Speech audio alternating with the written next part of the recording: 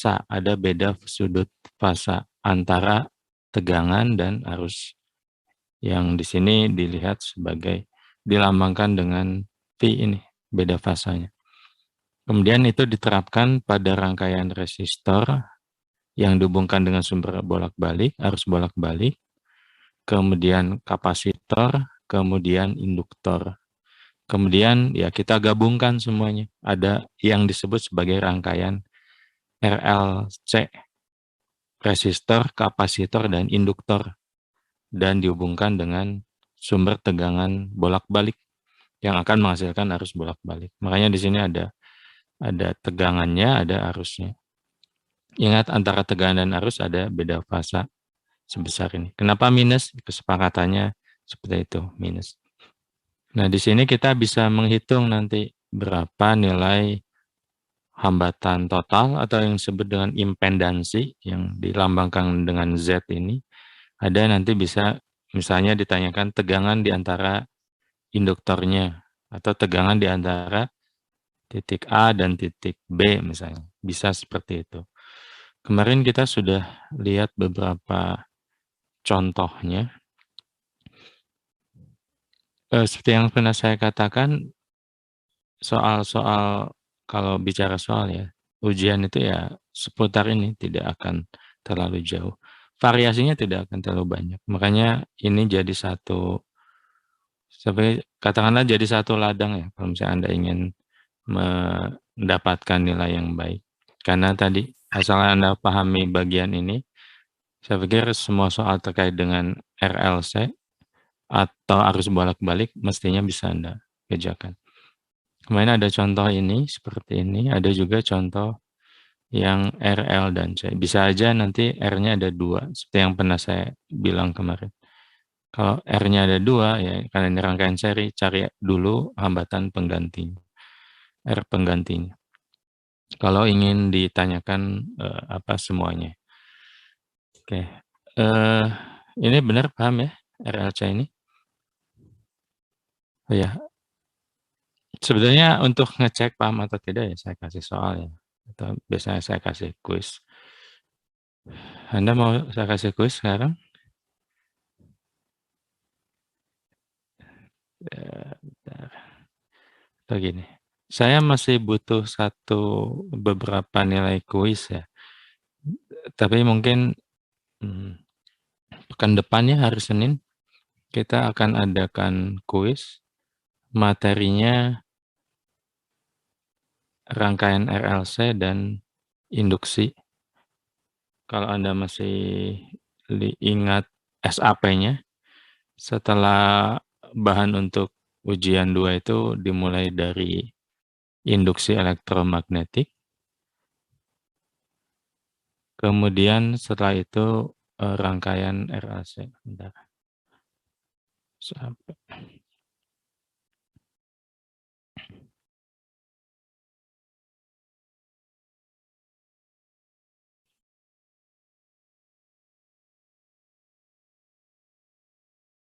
Kalau kita lihat SAP-nya, ini SAP-nya.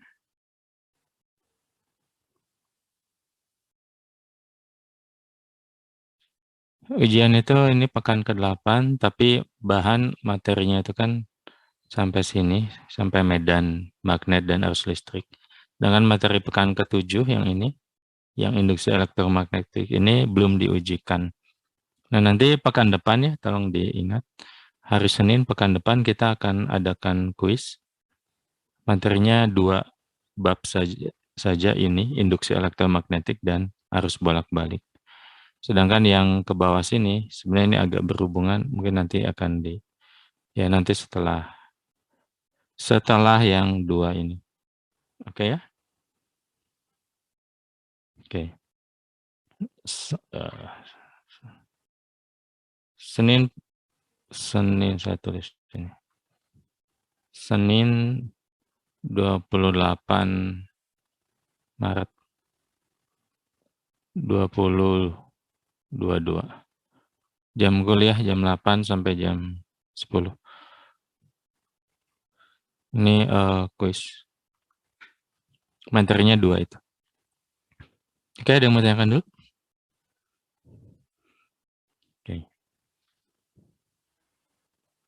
Kalau tidak saya akan lanjutkan materinya.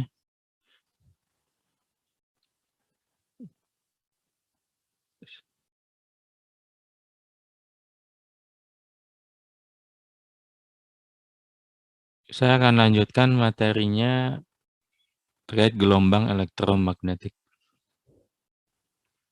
Bentar.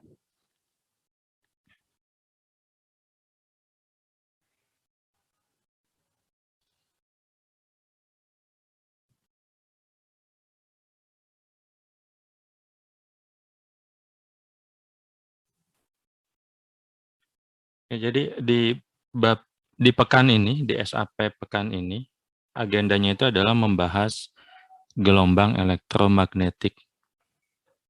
Ada dua sebetulnya dituliskan. Ada persamaan Maxwell, tapi ini catatannya sebagai pengenalan saja, sebagai pendahuluan saja, terkait dengan apa itu persamaan Maxwell. Karena bahasan terkait persamaan Maxwell ini sebenarnya sangat panjang ya. Ya, misalnya ada kuliah tersendiri. Tapi di sini hanya dikenalkan saja apa itu persamaan Maxwell. Kemudian yang kedua terkait dengan gelombang elektromagnetik. Oke, saya akan mulai. Nah, disclaimer-nya, gambar-gambar yang ada di sini sebagian saya ambil dari buku Halliday Resnick. Oke, kita mulai dengan persamaan Maxwell. Persamaan Maxwell itu kalau Anda lihat di sini terdiri dari 4 buah persamaan. Sebetulnya bukan persamaan yang dibuat oleh Maxwell semuanya, tapi persamaan yang dikumpulkan oleh Maxwell. Tapi ini menjadi persamaan yang sangat penting. Ini adalah menjadi basis persamaan yang sangat penting dalam bidang elektro dan magnet, elektromagnetik. Kenapa sangat penting? Karena seperti Anda lihat semua aplikasi terkait dengan listrik dan magnet yang saat ini kita gunakan, baik itu perangkat elektronik, komputer, laptop Anda, handphone, kemudian sinyal sinyal sinyal seluler Anda, kemudian terkait dengan optik juga, semuanya didasari oleh persamaan Maxwell ini. Persamaan Maxwell ini, sekali lagi ya, tadi aplikasinya seperti itu. Kemudian dia terdiri dari 4 buah persamaan dasar. Yang pertama itu adalah, ya Anda bisa baca sini, hukum Gauss tentang medan listrik. Ini yang kita pelajari. Ini persamaan yang menghubungkan antara medan listrik dengan muatan. Jadi seperti Anda ingat hukum Gauss itu di sini ada muatan, kemudian berapa medan listrik katakanlah di sekeliling atau pada jarak tertentu dari muatan tersebut. Jadi hukum Gauss ini menghubungkan antara medan listrik dan muatan. Itu yang dirangkum oleh Maxwell. Jadi dikatakan sebagai persamaan pertama dari hukum Maxwell. Ini sudah kita pelajari. Kemudian yang kedua, ada yang disebutkan sebagai hukum Gauss untuk magnet atau medan magnet. Kalau yang ini, hukum Gauss ini untuk untuk listrik, untuk medan listrik, seperti kita tahu seperti ini. Kalau yang untuk medan magnet, sebetulnya yang ini tuh menggambarkan bahwa magnet itu dia tidak memiliki monopol magnet. Dia hanya terdiri dari, magnet ini akan selalu terdiri dari kutub utara dan kutub selatan. Artinya ada yang namanya sebagai dipol magnet. Dipol itu 2 kutub ya, ada utara, ada selatan. Pada dasarnya persamaan ini menggambarkan ini. Di sini dituliskan medan magnet pada satu luas permukaan tertentu itu sama dengan 0. Karena kalau kita buat luas permukaan di sini misalnya, nanti sebanyak medan magnet yang keluar, akan ada sebanyak itu juga medan magnet yang masuk. Sehingga kalau dijumlahkan nanti akan sama dengan 0. Demikian Demikian juga kalau misalnya kita ambil permukaannya di sini. Di yang bulat ini nanti akan ada medan magnet yang keluar misalnya dari sini, tapi ada yang masuk, ada juga yang keluar, dan itu jumlahnya akan sama. Jadi dalam suatu integral tertutup, sebuah permukaan, total medan magnetnya itu akan sama dengan 0. Atau bisa juga kita lihat makna fisisnya bahwa ya tidak ada monopol magnet. Bahwa magnet itu hanya akan terdiri dari dua kutub, kutub utara dan kutub selatan. Selalu seperti itu. Ketika kita potong juga ini, kita potong sekecil mungkin, maka ya dia tetap akan terdiri dari kutub utara dan kutub selatan. Tidak ada monopol magnet. Inti dari persamaannya seperti itu. Kemudian yang ketiga, ini persamaan Faraday. Ini juga sudah kita bahas. Persamaan Faraday ini ya tadi menghubungkan antara perubahan flux medan magnet dengan medan listrik. Jadi kalau misalnya ada perubahan flux medan magnet, maka akan muncul medan listrik yang nanti pada akhirnya akan muncul arus listrik seperti yang kita bahas. Ada medan listrik, ada beda potensial, kemudian ada nanti arus listrik. Ini yang juga pernah kita bahas. Kemudian yang terakhir yang ini adalah gabungan dari hukum Ampere. Hukum Ampere itu yang ini. Kalau Anda masih ingat, integral tertutup B ds dikalikan dengan mu0 I enclosed, itu kan hukum Ampere ya, yang menyatakan berapa banyak medan magnet bisa ada akibat adanya arus listrik. Berarti kan ini menghubungkan. Kalau ada arus listrik, maka akan muncul medan magnet. Kalau yang di atas sebaliknya. Kalau ada medan magnet, ada perubahan medan magnet, maka akan muncul nanti arus listrik. Jadi antara listrik dan magnet itu akan saling terkait. Dan ini bisa digambarkan dengan dua persamaan ini. Medan listrik mengakibatkan medan magnet, dan sebaliknya. Medan magnet nanti mengakibatkan medan listrik. Perubahannya ya, mengakibatkan medan listrik. Yang akan membuat muatannya bergerak sehingga muncul arus listrik. Nah, kemudian ada ini satu lagi. Yang ini yang ditambahkan oleh Maxwell sendiri. Yang ini menyatakan adanya perubahan flux medan listrik. Kalau yang atas ini kan flux medan magnet ya, mengakibatkan adanya medan listrik. Kalau yang ini ada perubahan flux medan listrik yang akan mengakibatkan adanya medan magnet. Jadi Maxwell menggabungkan antara hukum Ampere yang terkait dengan arus listrik dan perubahan flux medan listrik. Yang kedua hal itu akan mengakibatkan adanya medan magnet. Nah, ini keempat persamaan ini sekali lagi ini dirangkum menjadi persamaan Maxwell. Kalau ditanya apa aplikasi persamaan ini, ya semua perangkat listrik yang Anda gunakan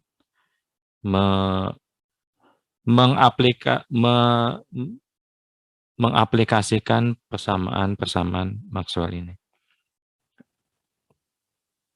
Semua kalau selama ini kita menikmati perangkat listrik ya, gadget, kemudian lain-lain, dan itu sudah tidak bisa, katakanlah tidak bisa dipisahkan dari kehidupan sehari-hari. Ya semuanya itu dimulai dari persamaan-persamaan ini. Tentu kalau dilihat ya mungkin pelajarannya, kalau kita lihat ya mungkin sebagian orang ya meremehkan persamaan seperti ini.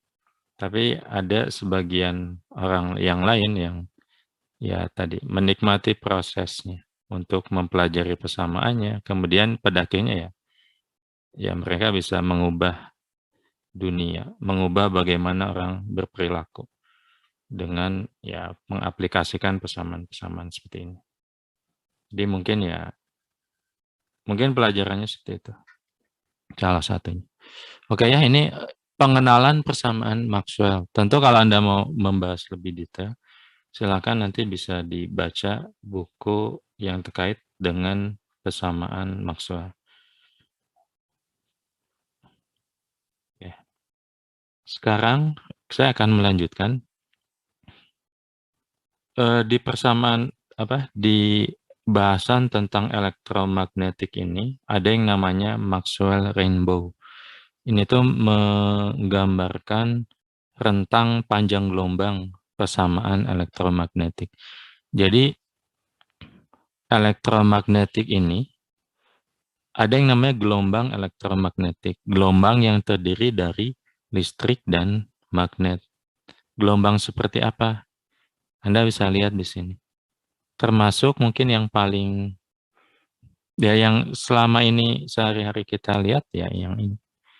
Cahaya tampak. Cahaya tampak itu adalah yang ini ya.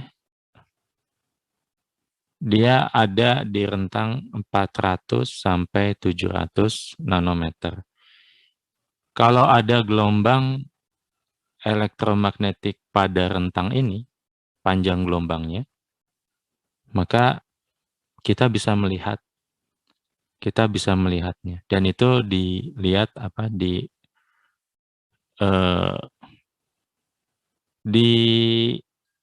dibentuk atau misalnya dalam warna-warna, termasuk ya warna ya merah, kuning, hijau. Kalau di SD itu Mejiku, Hibi, Miu, dari merah sampai ungu. Ini adalah rentang cahaya tampak yang bisa dilihat oleh mata kita tanpa menggunakan alat bantu. Dan ini juga termasuk salah satu gelombang elektromagnetik. Jadi cahaya itu dalam ceritanya nanti ditemukan bahwa dia adalah gelombang elektromagnetik. Sebuah gelombang yang terdiri dari medan listrik dan medan magnet, elektro dan magnetik. Cahaya tampak. Cahaya yang kita lihat, yang tadi bisa kita lihat dalam bentuk warna. Dari merah sampai ungu. Kalau Anda lihat grafik ini misalnya, ya ini menggambarkan nilai sensitivitas terhadap mata kita. Kalau Anda lihat yang ada di puncak itu, sekitar warna hijau atau warna kuning, ya lebih dominan warna hijau. Makanya di beberapa terapi itu kalau misalnya matanya lelah ya lihat aja yang warnanya hijau. Karena itu akan membuat mata kita menjadi lebih rileks dibandingkan dengan melihat warna yang lain. Ya, mungkin itu juga salah satu alasan ya kenapa ya tumbuhan itu diciptakan warnanya hijau. Mungkin ya. Jadi kalau kita lihat gelombang elektromagnetik, sekarang kita lagi membahas gelombang elektromagnetik ya. Gelombang yang terdiri dari medan listrik dan medan magnet. Termasuk di dalamnya adalah cahaya tampak. Cahaya tampak yang bisa kita lihat dalam bentuk ya warna-warna seperti ini.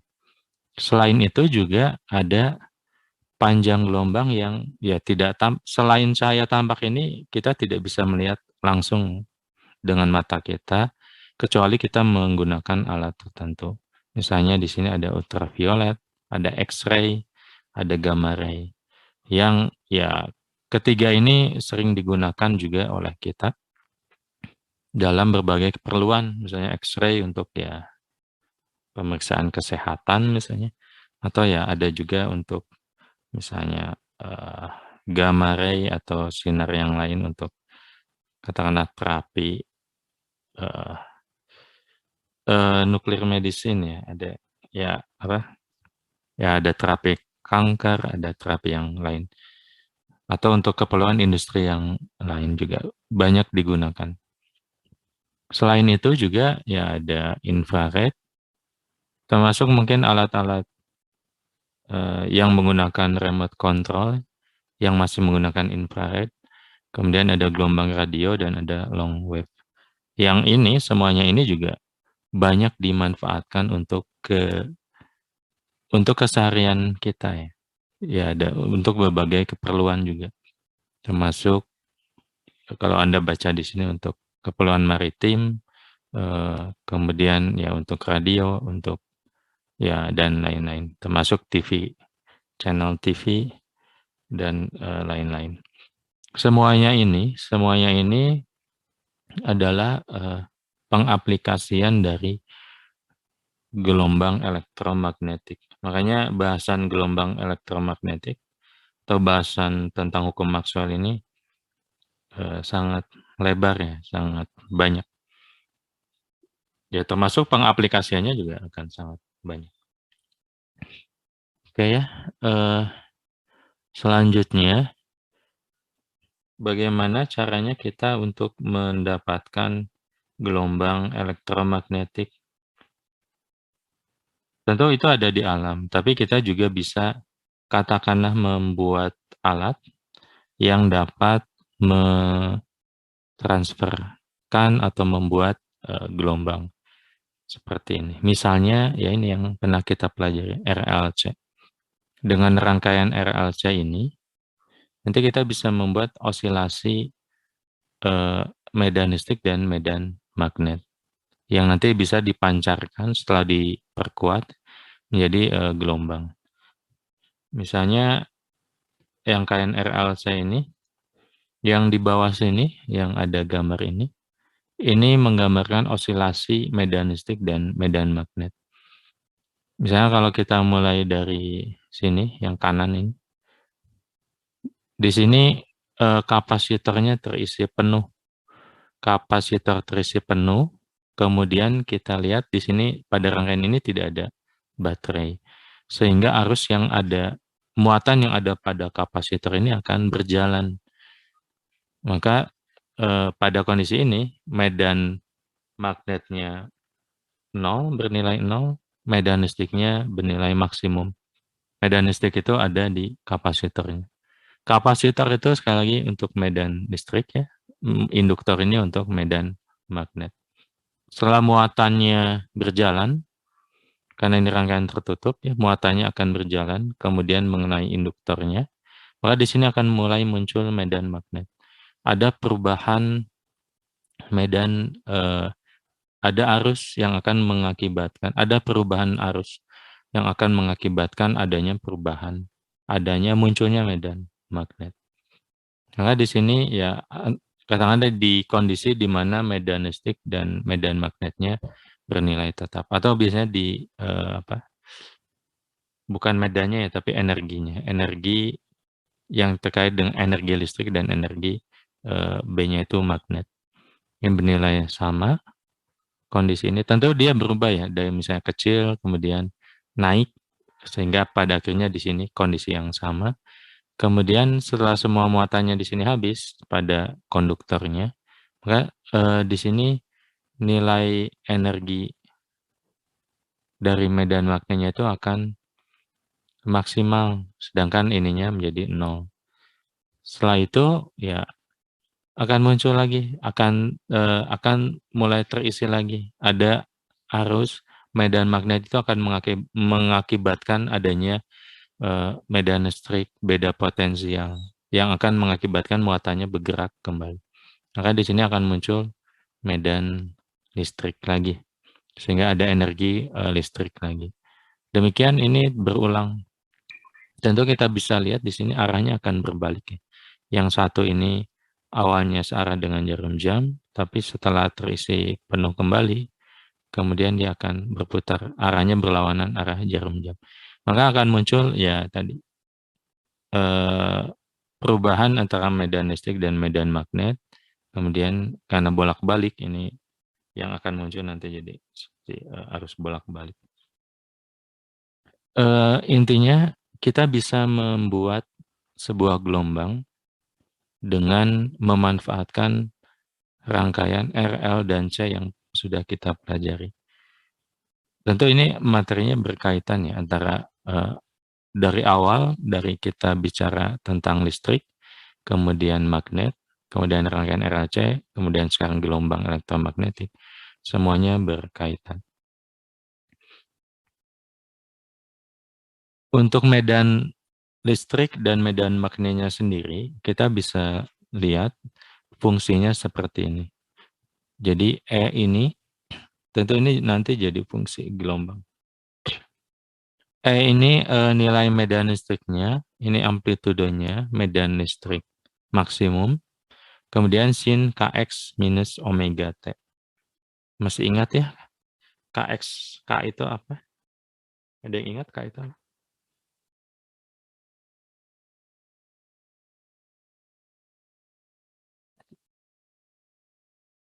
Ada yang ingat K itu apa?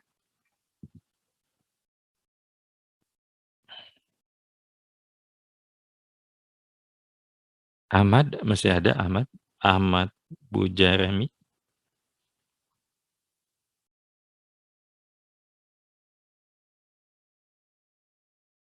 Enggak ada?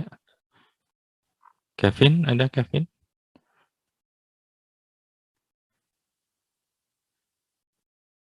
Enggak ada juga.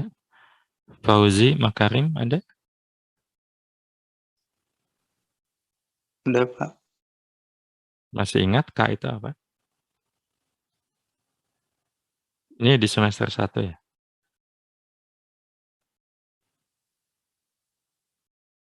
Nggak tahu? Lupa? Firda Jati? Ada? Ya, nggak ada juga. Oke. Ada, Pak.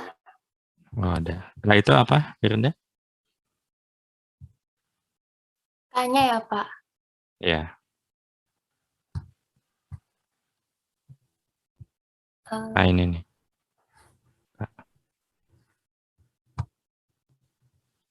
Lupa, Pak, sebentar. Oh, oke. Nggak apa-apa. Parli ada? Parli? Hadir, Pak. K 2 itu V apa? per lambda bukan, Pak? Iya, tapi K itu apa? Gelombang, Bis- konstanta gelombang bukan, Pak? Ya, oke. Bilangan gelombang atau konstanta gelombang. Dia ya, K itu bisa 2V per lambda, bisa yang lain juga. Bilangan gelombang itu apa? Ada yang tahu? Karena kita sekarang lagi membicarakan gelombang elektromagnetik ya. Jadi mau tidak mau, pelajaran di semester 1 terkait dengan gelombang, perlu Anda ingat lagi. Nah, mungkin saya juga nggak akan mengulang semuanya ya, karena itu juga satu bab sendiri. Tapi minimal Anda masih ingat beberapa hal yang pentingnya. Termasuk ya ini, yang salah satu yang paling penting itu K itu maksudnya apa? K itu bilangan gelombang. Betul. Bilangan gelombang atau konstanta gelombang. Dia ya bisa 2V per lambda. Tahu ya 2V per lambda dari mana? Semoga masih ingat. Kemudian, tapi yang lebih penting lagi, K itu apa? Bilangan gelombang itu apa? Menggambarkan apa? Ada yang tahu? Firza Firdaus tahu?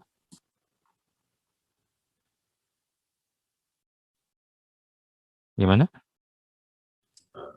Jumlah gelombang persatuan panjang bukan, Pak? Bisa diulang nggak? Nggak begitu jelas. Jumlah gelombang persatuan panjang bukan? Jumlah gelombang persatuan panjang. Oke. Ada yang lain? Makasih.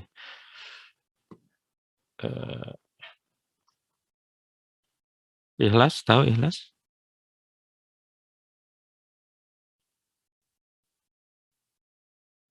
Lupa, Pak. Oke. Jadi K itu mungkin sekali ya mengingatkan sedikit ya. Di semester lalu itu kan kita bicara tentang gelombang ya. Nah, kalau kita lihat misalnya diawali dengan gelombang, ya kita perlu menurunkan persamaan gelombangnya. Persamaan gelombang itu bisa kita dapatkan dengan sebuah tali saja, misalnya sebuah tali kita amati melalui hukum Newton kedua, dan pertama, ya dan ketiga juga 1, 2, 3 digunakan untuk menurunkan persamaan gelombang. Nah, di persamaan gelombang itu nanti dia akan menjadi fungsinya itu fungsi dari solusinya itu adalah fungsi X dan P kali T ya, kecepatan. Jadi ada fungsi jarak, ada fungsi waktu. Ada fungsi jarak dan ada fungsi waktu. Sebetulnya ada fungsi X dan fungsi T, ada jarak dan waktu. Makanya persamaan gelombang itu kan ada yang D kuadrat Y per DX kuadrat dan D kuadrat Y per DT kuadrat. Karena sifat gelombang itu dia akan tergantung pada jarak, akan tergantung juga pada waktu. Beda dengan osilasi ya, osilasi itu kan dia tergantung pada waktu saja. Sedangkan ini ada jarak dan waktu. Nah, nanti solusi yang benar, solusi yang diharapkan menjadi menggambarkan sifatnya itu kan kita turunkan dari sini. Yaitu solusinya berupa fungsi dari sinus. F ini, fungsi ini, yang menjadi solusinya itu adalah fungsi sinus atau kosinus. Berarti kan ini sinus X dan sinus fungsi dari X dan T. Tapi di sini jadi tidak klop, tidak cocok. Kenapa? Karena sinus ini dia membutuhkan sudut. Dia bukan membutuhkan jarak, bukan membutuhkan waktu. Dia membutuhkan sudut. Maka kita kenalkan ada yang namanya bilangan gelombang yang akan membuat yang ada di dalam sini menjadi fungsi, menjadi sebuah sudut. Ini jadi KX, muncul K di situ. Kemudian ya ini ada V ya, karena jarak itu ini perlu ditambahkan V karena nanti jadi sama ya jarak. Jarak fungsi dari waktu tapi sebetulnya juga jarak. Nah, ini tambah K juga. K. Nah, di sini dimunculkan bilangan gelombang. Dikatakan sebagai konstanta atau bilangan gelombang. Yang kalau dilihat secara matematis, dia akan membuat fungsi yang ada di dalam sini menjadi sebuah sudut. KX ini nanti jadi sudut. KV kali T ini menjadi sudut. Maka dari sini kita tahu bahwa K kali V ini adalah ya omega. Ini disebut sebagai omega. Omega itu ya K dikalikan dengan kecepatan. Jadi K itu selain 2V per lambda, 2V per lambda ini bisa didapatkan dari satu periode gelombang. Dengan satu periode itu kan berarti ada satu panjang gelombang. Satu panjang gelombang ini 2V per lambda. Kemudian K juga bisa, K ini juga bisa sama dengan ya omega dibagi dengan kecepatan dari sini. Kemudian apa lagi? Ya sebenarnya dari dua ini Anda bisa turunkan berbagai macamnya, tergantung apa yang nanti diketahui. Tapi ya gitu. Intinya tolong diingat-ingat lagi ya pelajaran di semester lalu terkait dengan gelombang, karena ya beberapa akan kita gunakan kembali, termasuk ya fungsi dari gelombang. Oke ya. Bentar, saya akan hapus ini. Jadi kalau kembali ke sini, medan listrik ini, sekarang kita memiliki fungsi gelombang untuk medan listrik. Yang M ini adalah amplitudo atau nilai maksimumnya. Kemudian sin Kx, K ini bilangan gelombang, X ini jaraknya. Omega ini frekuensi sudut, dan T ini ya waktu. Tolong diingat hubungan-hubungannya ya. Omega ini adalah 2V kali F atau 2V per T. Dapat dari mana ya? Tolong dilihat di pelajaran sebelumnya. Kemudian dari sini juga kita bisa dapatkan V misalnya. Kalau ditanya nanti kecepatan, cepat rambatnya, V itu ya, ini adalah omega per K. Omeganya sendiri adalah 2V kali F, K-nya sendiri 2V per lambda. Berarti V itu juga akan sama dengan ya lambda panjang gelombang ya lambda kali F. Ya hubungan-hubungan seperti ini tolong diingat-ingat lagi ya. Oke. Jadi pertama ada fungsi gelombang untuk medan listrik, ada fungsi gelombang untuk medan magnet. Fungsinya sama. B ini adalah Bm kali sin Kx min omega T. Kx min omega T. Oke ya. Jadi intinya, semoga nggak terlalu melebar, kita melihat gelombang elektromagnetik yang dia terdiri dari osilasi medan listrik dan osilasi medan magnet. Dua ini tidak bisa dipisahkan. Jadi dalam satu gelombang elektromagnetik itu ada medan listrik dan medan magnet. Secara praktikal kita bisa mendapatkan itu dengan ya rangkaian RLC yang sebelumnya juga kita sudah pelajari, melalui terutama osilasi L dan C-nya. Oke ya.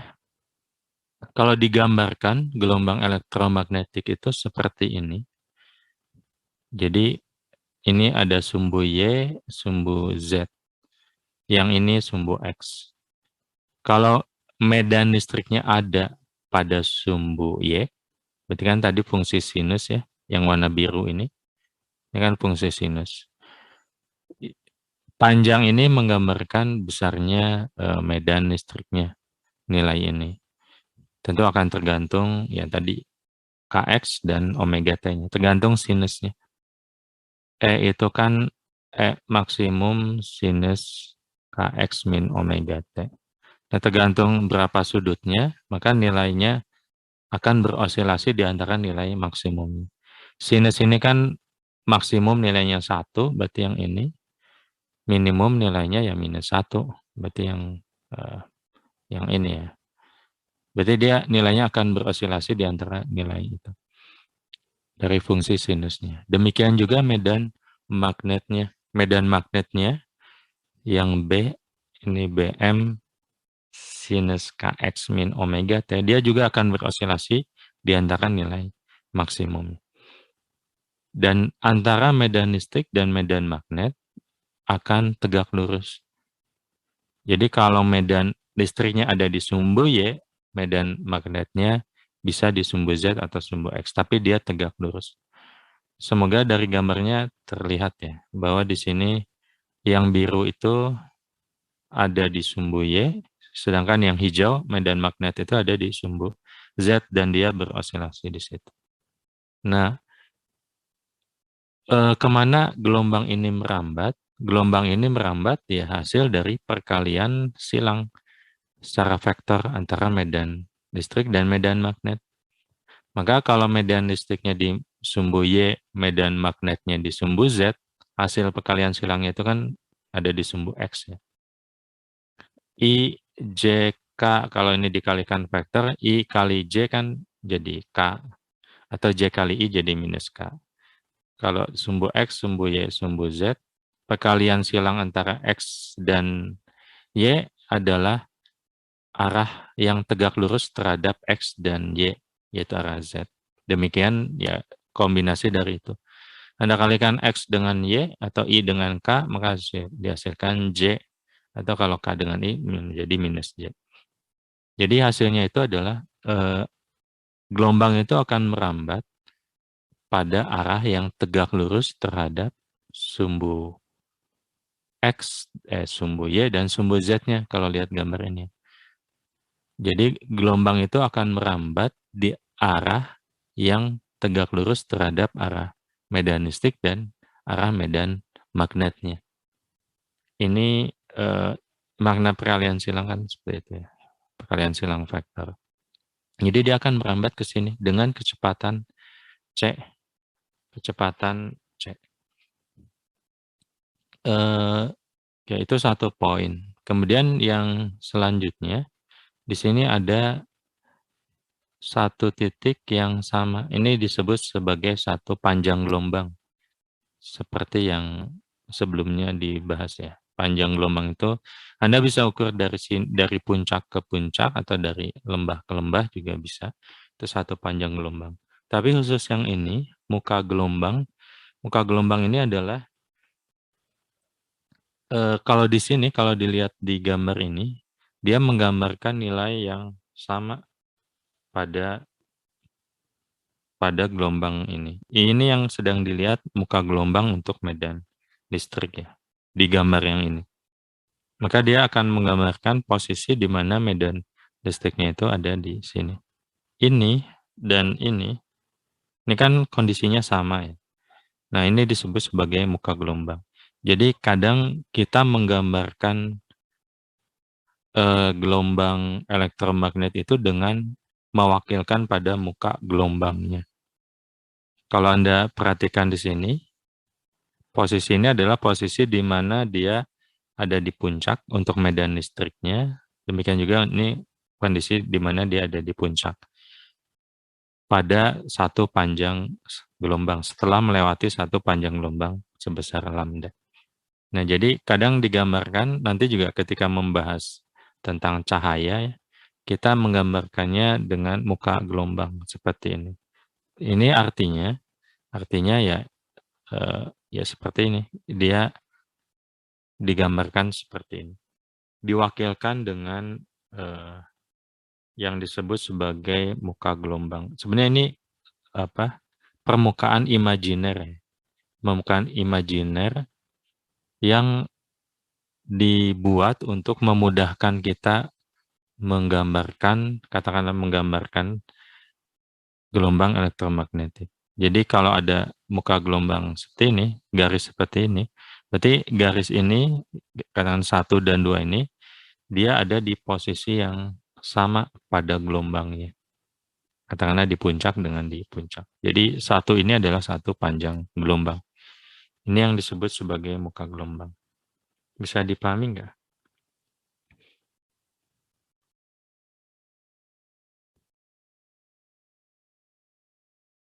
Fauzi, Makarim, paham nggak?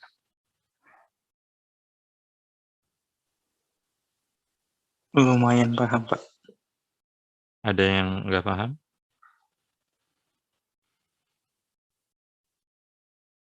Masih paham? Oke, kalau masih paham, kita lanjutkan ya. Oke. Jadi gelombang elektromagnetik ini termasuk cahaya ya. Cahaya itu adalah gelombang elektromagnetik. Seperti tadi kita lihat pada Maxwell rainbow-nya. Dari cahaya tampak sampai cahaya ultraviolet, sinar X, gelombang radio, itu kan termasuk gelombang elektromagnetik. Jadi gelombang yang namanya gelombang ya, maka dia berosilasi. Apa yang berosilasi ada dua, ada medan listrik dan medan magnet. Jadi cahaya dan termasuk sinyal, termasuk sinar X, gelombang radio, gelombang untuk TV dan lain-lain itu terdiri dari medan listrik dan medan magnet yang saling berosilasi. Medan listriknya berosilasi dengan fungsi E maksimum amplitudo kali sin Kx min omega T, demikian juga dengan gelombang magnet.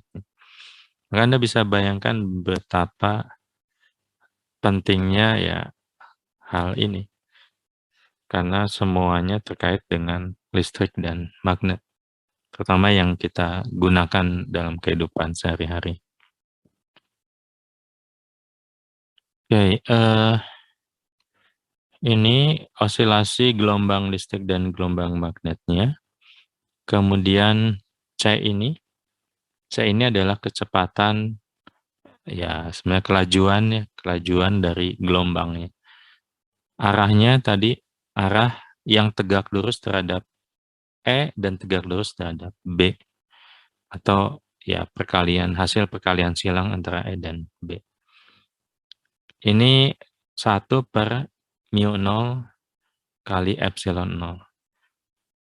mu 0 dan epsilon 0 ini di pertemuan-pertemuan sebelumnya kita sudah bahas. Ada di hukum Ampere dan ada di hukum Gauss. Ya, atau ada di bahasa listrik statis dan ya medan magnet. Ini konstanta yang sama, yang itu.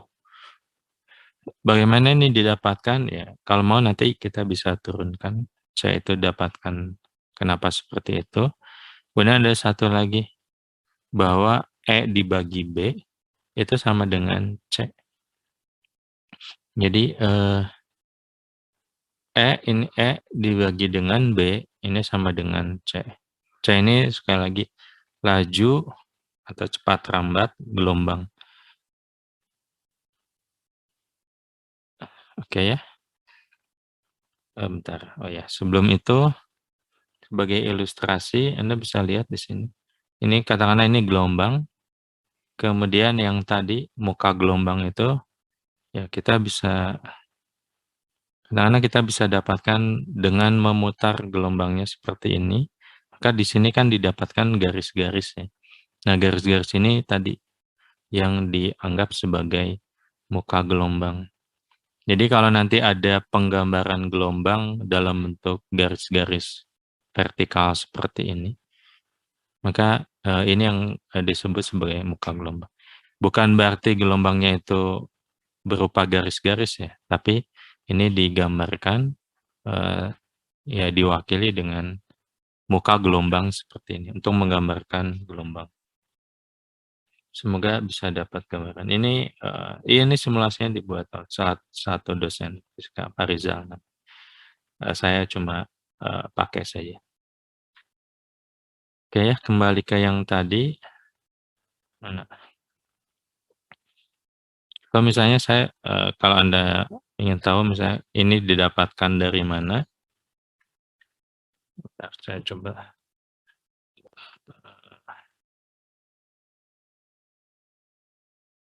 Saya tambahkan slide-nya.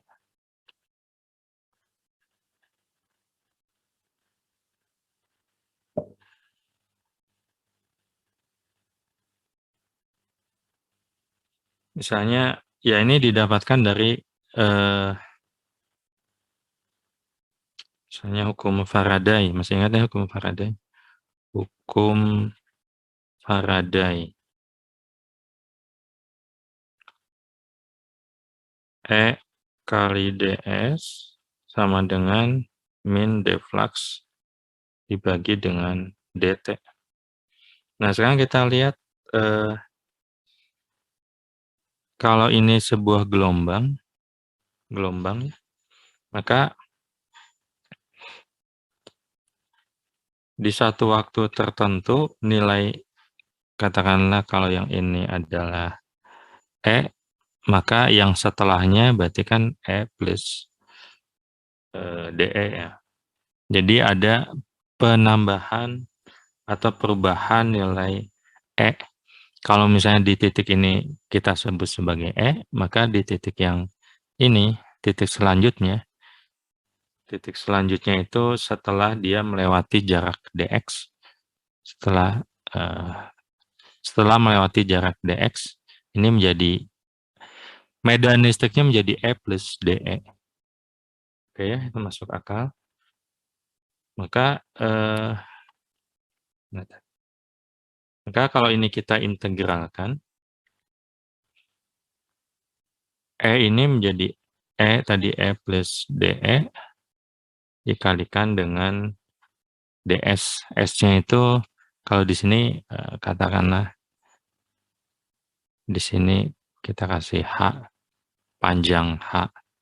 Ini ada pada panjang. Oke, ini sama dengan flux. Flux itu kan adalah perubahan medan magnet ya. B kali dA bagi dt. dA-nya itu luas. Kalau tadi pakai H, berarti ini minus B H kali dx. Itu kan jadi luasnya. Tadi H itu panjangnya, dx itu lebarnya. Ini kan luasnya jadi H kali dx dibagi dengan dt. Oke ya, sampai sini. Bentar. Kemudian, ya bentar.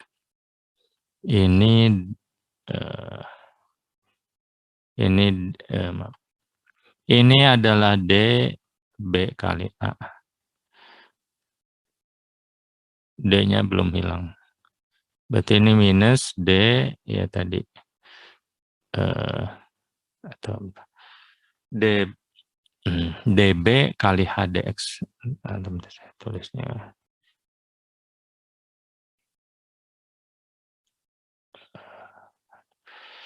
Ini jadi H kali DX kali DB. H-nya konstan tapi B-nya dan X-nya kan tidak konstan. Maka ini menjadi, ya ini E kali H ditambah DE kali H. Ini sama dengan minus H DX. Ini DB. Dibagi DT. Yang kita bagi DT-nya adalah yang itu ya. Oke ya, sampai sini. Bentar. Ini E ditambah DE. Oh ya benar. Ini itu kan batas integral E plus D itu yang sebelah sini. Ini adalah DE plus E, sedangkan sebelah kirinya E. Jadi ini E kali H plus DE kali H dikurangi E kali H. Ini batas atas integralnya, ini batas bawah integralnya. Maka yang ini langsung saya tulis.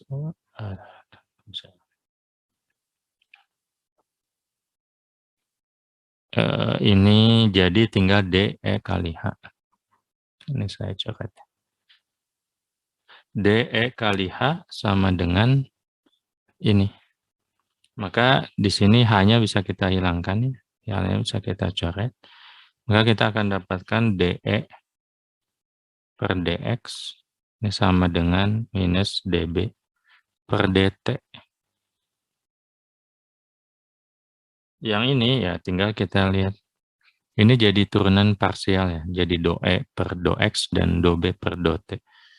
E-nya itu adalah fungsi EM sinus KX min omega T. B-nya juga B maksimum kali sinus KX min omega T. Kalau itu diturunkan, yang E diturunkan terhadap X, yang B turunkan terhadap T, maka kita bisa dapatkan di sini do E per do X itu adalah, ya turunkan terhadap X, nanti muncul K1 di sini, kali EM turunan sin cos ya. Cos KX min omega T. Sedangkan yang do B per do T turunkan terhadap T jadi minus omega karena di sini ada minus kali B ini maaf ini B maaf ini E ya. BM kali cos KX min omega. Maka yang ini sama dengan yang ini. Karena kan ini sama dengan ini ya.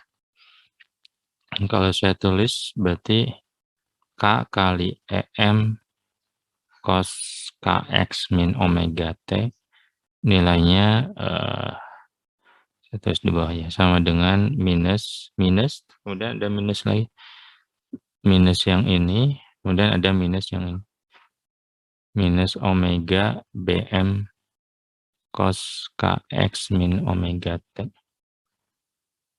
Maka jadi plus Kok hilang ya?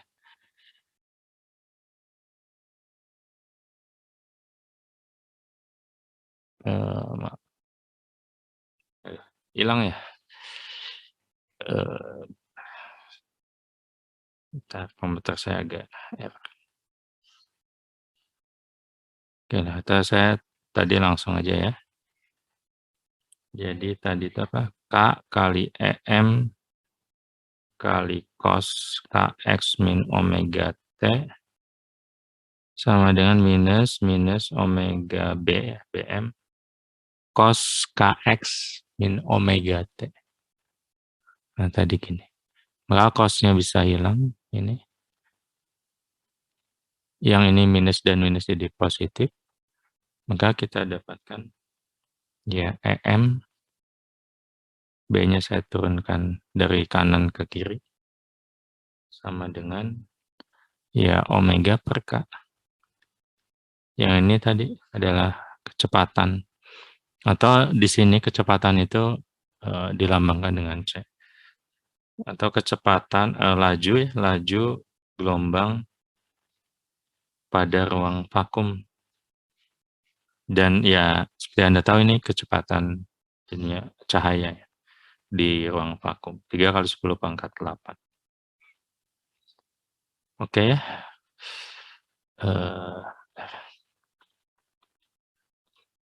Tadi yang ini ya kita bisa dapatkan seperti itu. Demikian juga yang ini kalau mau nanti ya nanti silakan Anda turunkan sendiri. Tapi C itu nilainya sama dengan 1 per mu 0 bagi epsilon 0. Yang ini tadi sama dengan 3 kali 10, mendekati 3 kali 10 pangkat 8 yang kita kenal sebagai cepat rambat cahaya di ruang vakum. Oke ya. Konstanta ini kan ada nilainya. Kalau Anda kalikan kemudian diakarkan, kemudian pangkat minus 1 dibagi, maka Anda dapatkan nilai itu. Ya ini beberapa poin penting pada gelombang elektromagnetik. Kita masih bicara terkait dengan gelombangnya. Sesuai dengan namanya, gelombang elektromagnetik ini terdiri dari medan listrik, elektro, dan medan magnet elektromagnetik. Ini pertama, dia akan merambat ke arah yang tegak lurus terhadap medan listrik, sekaligus tegak lurus terhadap medan magnet. Atau arah dari perkalian silang antara medan listrik dan medan magnet. Dia akan merambat dengan kecepatan atau laju sebesar C. C itu nilainya berapa? C itu nilainya ini. 1 per mu 0 kali epsilon 0 diakarkan. Ini nilainya akan sama dengan 3 kali 10 pangkat 8. Kemudian, itu satu hal. Kemudian satu lagi, C ini juga nilainya akan sama dengan E dibagi B. Berarti kalau Anda bagi E terhadap B, maka kita akan dapatkan nilai C. Ini yang tadi kita lihat. Kita turunkan. Oke ya, sampai sini. Nah. Oke. Kalau oke, saya lanjutkan. Ketika merambat, dia akan membawa energi. Itu juga yang kita,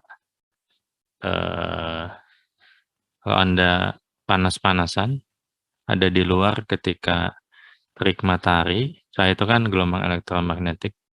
Maka ya Anda bisa merasakan ada panas. Itu kan energi yang dibawa oleh gelombang elektromagnetik. Atau dalam hal ini cahaya. Berapa besar energinya?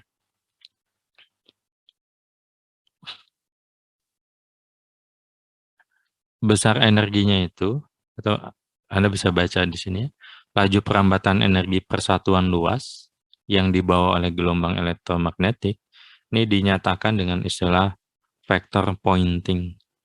Jadi laju perambatan energi persatuan luas yang dibawa oleh gelombang elektromagnetik ini disebut sebagai vector pointing atau dilambangkan dengan S. Oke. Itu poin berikutnya, bahwa gelombang elektromagnetik ini membawa energi dan momentum karena dia bergerak. Kemudian berapa energinya? Energi persatuan luas itu adalah S, vektor pointing. Yang ini adalah sama dengan 1/μ0 kali vektor E dikali silang dengan vektor B. Oke ya, jadi vektor pointing ini atau energi yang dibawa, energi persatuan luas yang dibawa oleh gelombang elektromagnetik itu adalah S, yaitu 1/μ0 kali E kali B. E kali B ini perkalian silang. Maka Anda bisa lihat nanti arahnya itu adalah arah yang hasil perkalian silang ini. Arah yang tegak lurus terhadap vektor E dan tegak lurus terhadap vektor B. Berarti energi yang dibawa itu arahnya ya searah dengan arah gerak gelombangnya. Seperti yang ditunjukkan di sini, ke sini. Itu arahnya. Kalau besarnya bagaimana? Ya kita tinggal cari aja besar. Tapi sebelum itu satuannya ya energi persatuan waktu, persatuan luas. Energi persatuan waktu itu daya, berarti ini juga dinyatakan dengan daya per luas.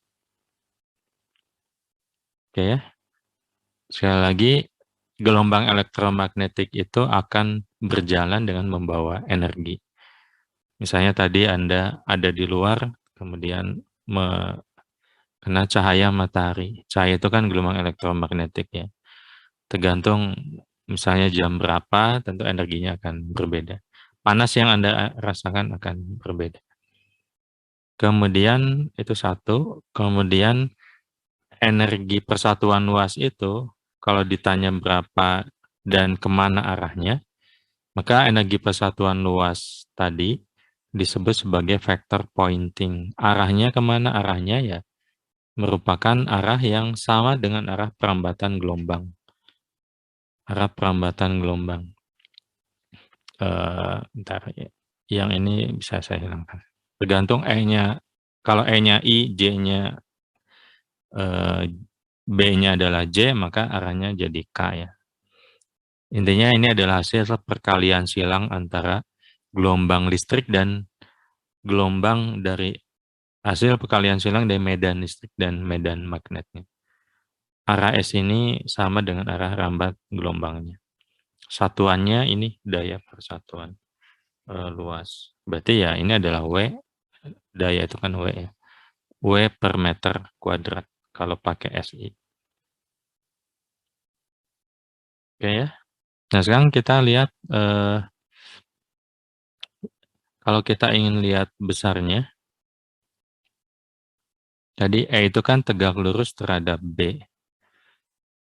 Perkalian silang antara E dan B itu, kalau ingin dilihat besarnya adalah besarnya E kali besarnya B kali sinus sudut antara E dan B.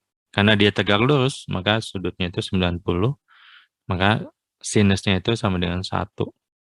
Maka besar perkalian E kali B itu adalah ya E, besar E kali besar B.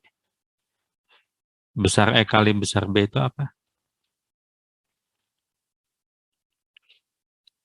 Jadi kita mulai dari sini, ini konstan. Yang ini kalau kita ingin cari besarnya, maka ini cari besarnya. Karena yang ini konstan ya, berarti konstan dikeluarkan. Sekarang tinggal besarnya perkalian silang vektor E dan vektor B. Yang sama dengan besarnya E kali besarnya B. Maka besarnya vektor pointing itu ya ini. Nah, kita tadi dapatkan bahwa E itu sama dengan C kali B. Atau yang sebelumnya ya. E itu E dibagi B ini sama dengan C. Ini bisa kita manfaatkan di sini. Maka kalau saya ganti E sebenarnya ini diganti B-nya ya. Jadi kan dari sini B sama dengan E dibagi C.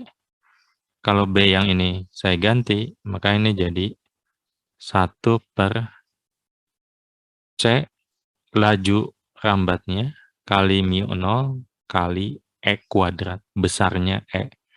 Besarnya medan listrik kuadrat. Jadi kita bisa menggunakan salah satunya. Dan di sini yang digunakan adalah medan listriknya. Jadi karena kita punya hubungan ini. Jadi dengan tahu medan listriknya saja, kita bisa mengetahui berapa energi persatuan luas yang dibawa oleh gelombang elektromagnetik tersebut. Karena kita punya hubungan yang menggambarkan atau menghubungkan medan listrik dan medan magnet. Yang ini ada C di antaranya. Berarti kita bisa manfaatkan itu. Karena menghitung C, karena C nilai yang sudah kita ketahui di ruang vakum. Tentu di ruang yang lain agak berbeda. Oke ya.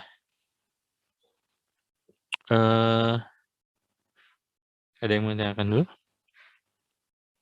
Slide ini menggambarkan energi yang dibawa oleh gelombang elektromagnetik.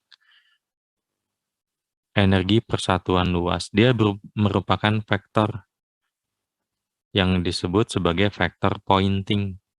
Kita bisa cari arahnya.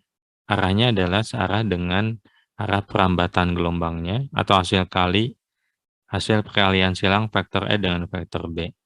Besarnya kita bisa cari juga. Besarnya adalah ya kita dapatkan ini.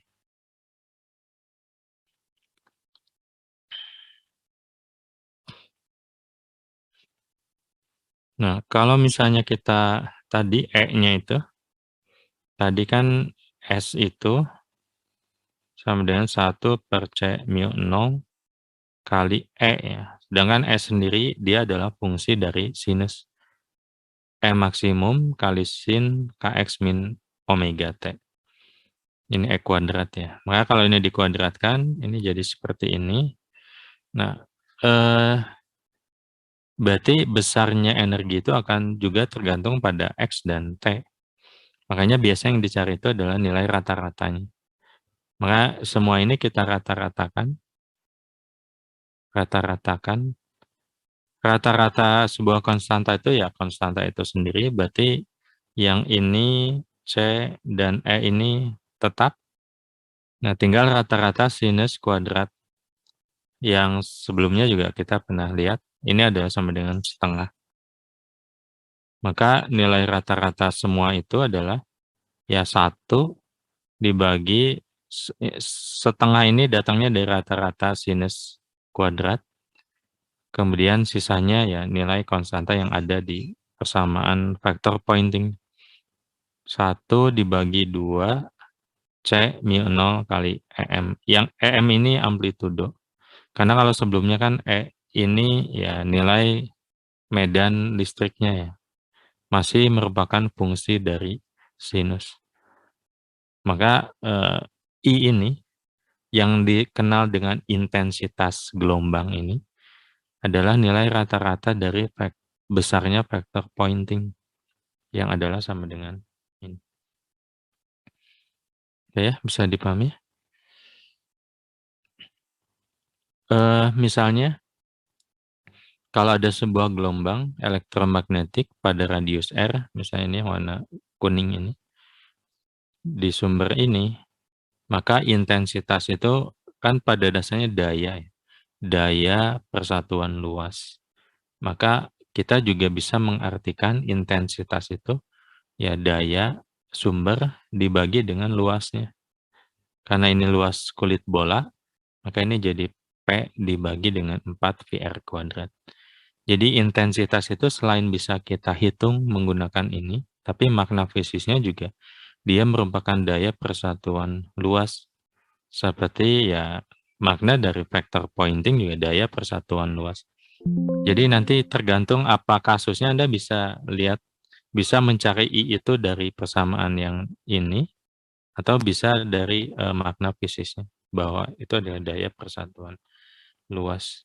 Yang atas ini kadang juga di beberapa textbook, termasuk di Haliday ya, ini dinyatakan dengan ERMS.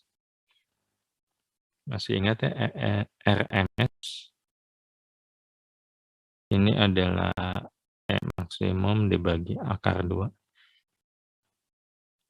Jadi yang ini juga bisa dituliskan sebagai ya 1/C epsilon 0 kali ERMS kuadrat. Sama saja sih.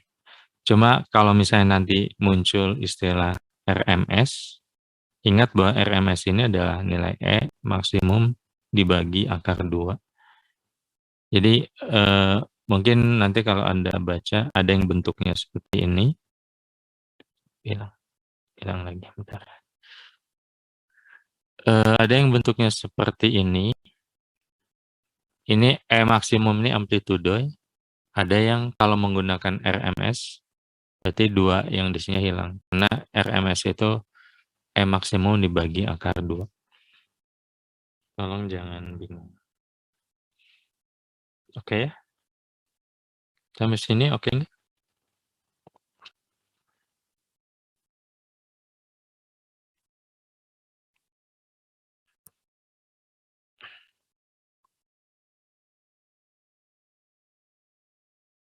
Evi ada Evi?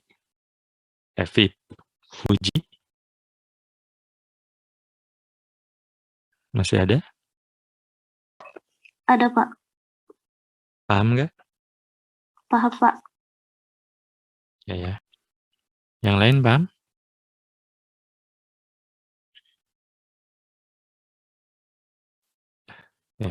Jadi, bentar saya review dikit.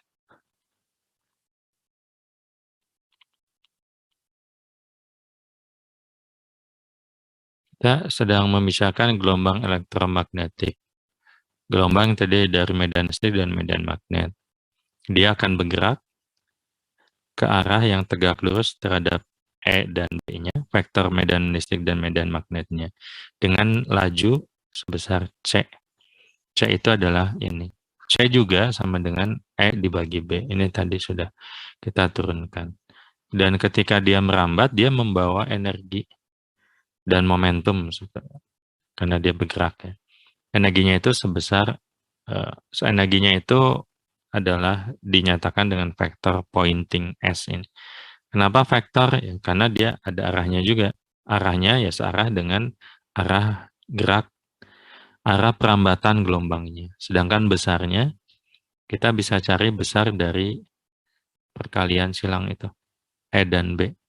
Yang adalah sama dengan E kali B. Besarnya E kali besarnya B. Karena sudutnya 90. Ini sama dengan seperti ini.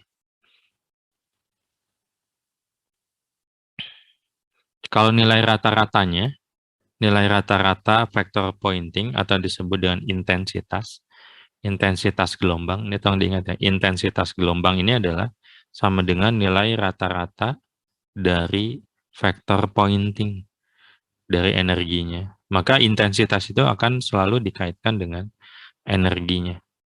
Ini nilainya sama dengan ini. Dan ya secara fisik juga bisa diartikan seperti itu. Oke ya. Kalau oke, saya akan lanjutkan ke polarisasi. Polarisasi ini akan terkait dengan energi. Persatuan luas, persatuan waktu atau daya, seperti yang ini. Atau lebih mudahnya intensitas. Ingat intensitas itu adalah rata-rata dari vektor pointing, dan vektor pointing itu adalah energi persatuan luas, persatuan waktu yang dibawa oleh gelombang elektromagnetik. Nah, polarisasi itu apa?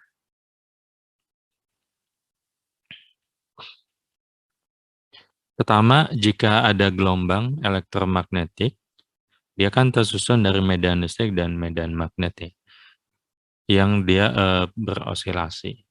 Kalau misalnya kita lihat medan listriknya, kenapa kita lihat medan listrik saja?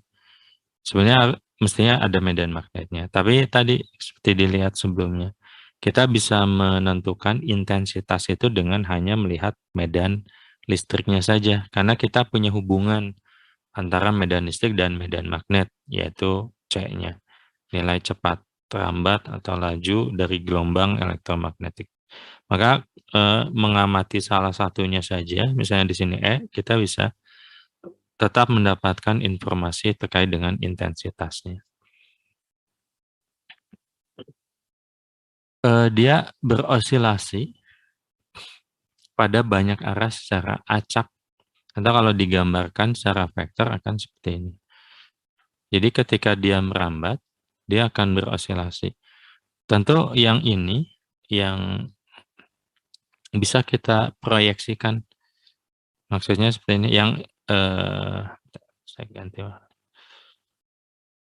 Misalnya vektor yang ini, kita bisa proyeksikan ke sini dan ke sini. Demikian juga yang ini, kita proyeksikan ke sini, ke sini. Sehingga nanti kita akan dapatkan ya hanya proyeksi pada arah sumbu Z dan sumbu Y saja. Jadi seperti ini. Tapi perlu diingat, ini itu adalah aslinya seperti ini. Jadi ke segala arah. Medan listrik itu berosilasi ke segala arah pada ketika dia merambat. Tapi bisa disederhanakan penulisannya menjadi seperti ini dengan melakukan proyeksi. Dan di sini intensitasnya itu akan setengah I vertikal dan setengah I horizontal. Jadi yang kalau kita proyeksikan ke sumbu horizontal dan vertikalnya, maka intensitas totalnya itu terbagi dua. Satu yang intensitas ini, dan satu lagi yang intensitas itu. Oke ya. Ya, ini dikatakan tidak terpolarisasi karena dia acak ya. Polarisasi itu kan pada satu kutub atau satu arah tertentu. Kalau ada istilah nanti tidak terpolarisasi, maka gelombang listriknya ini, medan listriknya ini harusnya medan listrik ya, dia akan bergerak ke segala arah secara acak. Jadi gelombang atau cahaya itu datang ke kita dengan medan listrik yang acak, bergerak acak ke segala arah. Atau tidak terpolarisasi. Itu satu hal. Nah, kemudian, ini yang tadi. Yang tadi ini kita bisa gambarkan seperti ini. Medan yang tidak terpolarisasi itu bisa disimbolkan, tidak dituliskan lengkap seperti ini. Tapi seperti ini.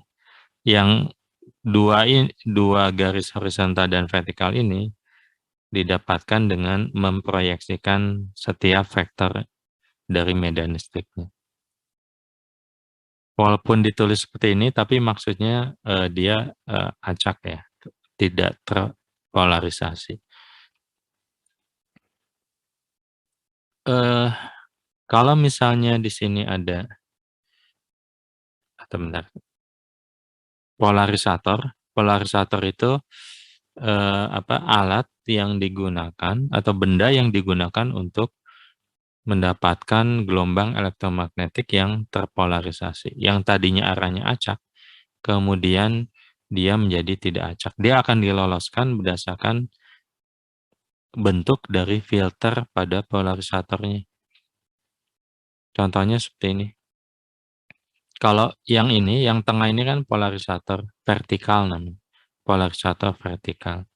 Artinya dia hanya akan meloloskan sinar, akan meloloskan medan listrik yang vertikal saja. Sedangkan yang horizontalnya akan tidak diloloskan. Jadi kalau tadi ada vertikal ini dan horizontal, yang menandakan bahwa ini gelombang yang tidak terpolarisasi. Kemudian setelah melewati polarisator, maka dia akan terpolarisasi. Karena fungsinya memang untuk itu, untuk meloloskan gelombang dengan arah polarisasi tertentu. Kalau ini adalah polarisator yang vertikal, maka hanya akan yang vertikal yang diloloskan seperti di gambar sini. Bisa terbayang ya? Mungkin ada di praktikum fisika dasar juga. Penggunaan polarisator. Kalau di sini intensitasnya I0, setelah melewati polarisator, intensitasnya akan setengahnya.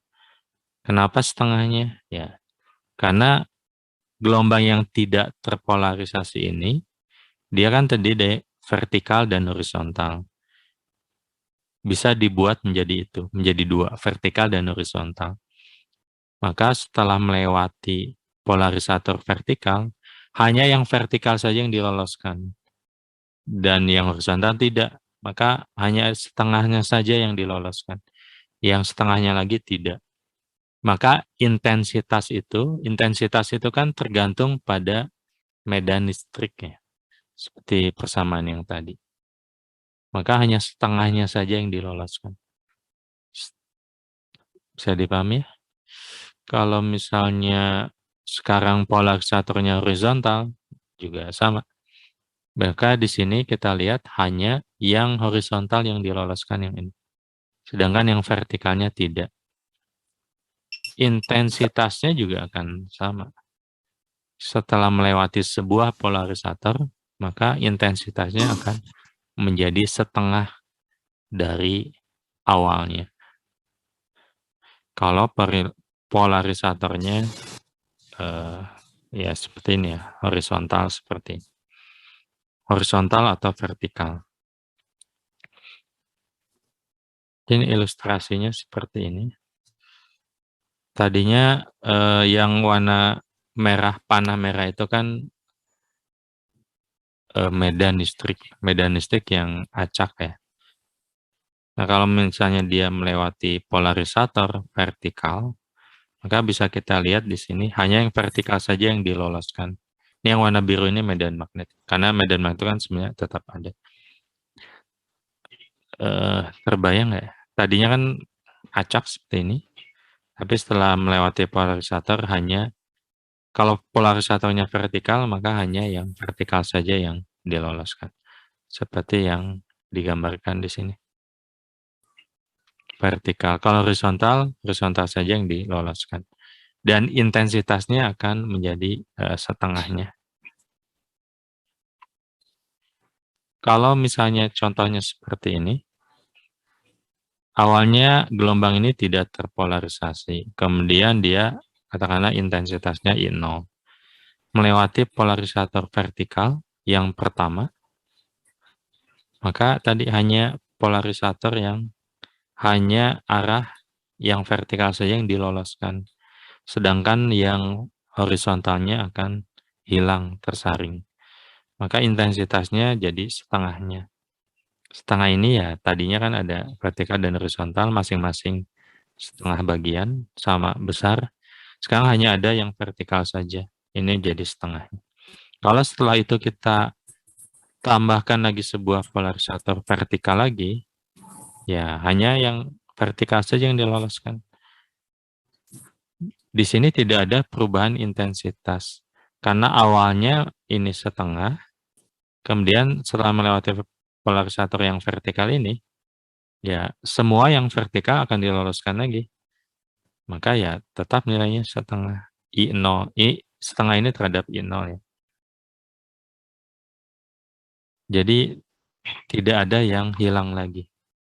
Karena semua yang vertikal diloloskan. Kalau Anda lihat gambar yang ini ya, gambar yang kanan ini, biasanya polarisator itu ada garisnya. Garis ini menandakan arah filternya. Kalau arahnya seperti ini, berarti kan vertikal ya. Maka kita bisa lihat polarisator ini polarisator vertikal. Kalau ada cahaya datang dari arah yang jauh di dalam layar, dari layar menuju kita, maka ini polarisator vertikal yang pertama. Intensitas itu kan terkait dengan energi ya, terkait dengan terang atau tidaknya cahaya. Anda bisa lihat misalnya di sini itu kalau tanpa ada polarisator dia akan terang sekali. Tapi setelah melewati polarisator pertama, ya, jadi intensitasnya berkurang setengahnya. Maka dia akan agak redup dibandingkan yang saya kasih nomor 1 dan nomor 2 ini. Intensitasnya yang nomor 2 ini jadi setengahnya. Makanya terlihat jadi tidak seterang yang pertama. Kalau setelah itu kita tambahkan polarisator yang vertikal lagi seperti ini, maka ya ini akan yang ketiga misalnya ini akan sama dengan yang kedua. Intensitasnya tidak beda. Anda bisa lihat ya, semoga bisa dibandingkan. Intensitasnya akan tetap sama. Nah, kasusnya akan berbeda kalau polarisator yang kedua di sini adalah polarisator yang horizontal. Kalau tadi awalnya I0 melewati polarisator vertikal menjadi setengahnya intensitasnya. Karena yang diloloskan hanya yang vertikal. Setelah itu kita tambahkan polarisator yang horizontal. Polarisator horizontal ini hanya meloloskan yang horizontal, yang vertikalnya dihilangkan. Maka yang ini akan hilang. Karena sebelumnya juga sudah tidak ada yang horizontal sebelah sini, maka ya di sini jadi tidak ada. Intensitasnya menjadi 0. Dan ini bisa dilihat di gambar sini. Ini I0, yang ini I1 setelah melewati polarisator vertikal. Kemudian kalau setelah itu ditambahkan polarisator horizontal, maka kita bisa lihat di sini. Menjadi gelap. Gelap ini kan artinya intensitasnya sama dengan 0. Jadi gelap. Dan ini yang bisa kita, yang tadi bisa dibuktikan dengan alat polarisator yang seperti ini, dengan eksperimen seperti ini. Bisa dipahami? Oke. Waktunya masih ada.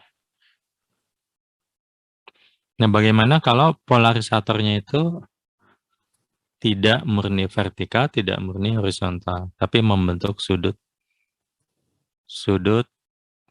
katakanlah sudut theta terhadap vertikal. Misalnya vertikal, ini sudutnya ini. Ini disebut sebagai analisator. Jadi kalau polarisator itu ada vertikal dan horizontal, kalau yang membentuk sudut tertentu, sudutnya itu bukan 90 atau 180 ya. Ini disebut sebagai analisator. Kalau di sini karena intensitas awalnya adalah I0 yang ini. Setelah melewati polarisator, vertikal yang ini menjadi setengahnya, setengah I0. Setelah melewati analisator, berapa intensitas? Ini bisa kita cari. Katakanlah kita tinjau sebuah kasus ketika gelombang elektromagnetik akan melewati analisator. Jadi, katakanlah ini gelombang elektromagnetiknya. Ini mengacu pada gambar yang sebelumnya ya. Kita sedang bicarakan dari sini menuju ke sini. Nah, katakanlah dia membentuk sudut, misalnya ini orientasi dari analisatornya, bukan polarisator. Membentuk sudut theta terhadap ya vertikal. Maka untuk menghitung ini, berarti kan yang kita ingin hitung itu yang hijau ini, yang warna hijau, intensitas atau medan besar dari medan listriknya, yang warna hijau. Berarti kan kalau di sini kita bisa menggunakan trigonometri saja. Bahwa yang hijau itu adalah cos E kali cos theta. Yang ini itu adalah E kali cos theta. Oke ya. Cos theta itu kan yang ini bagi sudut miring. Nah, kita ingat bahwa intensitas itu ketika menurunkan intensitas dari vektor pointing, intensitas itu kan sebanding dengan besar medanistik kuadrat. Ingat ya? Tadi di slide sebelumnya. Maka intensitas gelombang elektromagnetik yang melewati polarisator juga akan sebanding dengan cos kuadratnya. Kenapa cos kuadrat? Ya ini jadi E cos kuadrat. E-nya itu nanti bisa hilang. Maka intensitas itu kan sebanding dengan E kuadrat. Dan di sini E-nya mengandung cos kuadrat. Maka dia akan sebanding dengan cos kuadrat. Maka kalau ada sudut seperti ini, maka intensitas akhirnya itu akan I, intensitas yang masuk. I1 ini mengacu ke gambar yang ini ya. Kalau ini I0, ini I1. Maka setelah melewati analisator, ini menjadi I1 kali cos kuadrat theta. Dengan theta ini sudut, sebenarnya sudut ada analisator dengan di sini sumbu cahaya yang datang terpolarisasi, yang di sini dalam arah vertikal. Theta ini tetanya. Jadi I1 cos kuadrat theta. Jadi intensitasnya itu. Intensitasnya itu adalah intensitas yang datang, ini I1 kali cos kuadrat theta. Kenapa cos kuadrat theta? Cos itu didapatkan dari sini. Dan kita lihat kenapa kuadrat. Karena intensitas itu kan sebanding dengan E kuadrat. Kalau Anda lihat di slide sebelumnya. Maka ya ini akan sebanding dengan cos kuadrat. Ada sisa cos kuadratnya. Sedangkan E-nya sendiri seperti dilihat di sebelumnya akan ya nanti akan jadi hilang kalau dibandingkan. Oke ya. Ini sama dengan I0. Sekali lagi ini mengacu ke gambar yang tadi ya. I1 itu kan setengah I0. Maksudnya ini enggak berlaku umum. Semoga enggak bingung ya. Jadi yang lebih umum itu nanti saya gambarkan di sini. Ya seperti ini. Berapa intensitasnya? Ya intensitas yang masuk ke sini. Yang ini adalah I1 kali cos kuadrat theta. Dengan theta itu sudut antara untuk kasus ini, untuk sudut antara analisatornya, kisi analisatornya dengan sumbu vertikal. Bisa dipahami ya? Sebetulnya soal-soal terkait dengan ini enggak begitu sulit ya. Oke. Asal Anda paham aja apa yang perlu Anda katakanlah persamaan yang perlu Anda gunakan. Masih ada dikit lagi tapi seperti waktunya sudah selesai. Ada yang mau ditanyakan dulu, Mbak?